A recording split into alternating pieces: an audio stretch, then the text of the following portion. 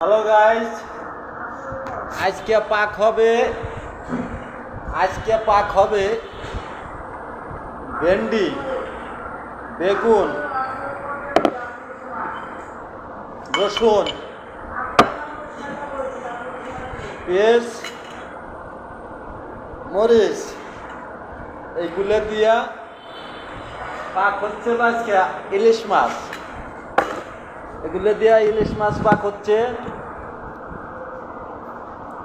এগুলো দিয়া ইলিশ মাছ পাক হচ্ছে। মেহমান আসছে একদম। আর এই যে ভাত বসাইছি, ভাত ইলিশ মাছটা দেখি। এই মাছ যাইলে আমরা দুজন মাংস না থাকি না। শোনেন, বেসালার জীবন, এই যে বেসালার জীবন, খুব গরিব মানুষ আমি। এই যে ইলিশ মাছ কিনছি 400 টাকা কেজি। দেখেন, প্রতিদিন একদিন কিংবা 2 দিন পর খোপে এক পিস করে রান্ধি।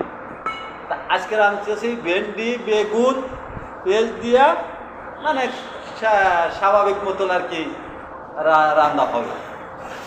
দেখি আপনারা আমার ভিডিওর সাথে থাকবেন, ভালো থাকবেন, আমি আপনাদের সাথে থাকবো। আসসালামু আলাইকুম।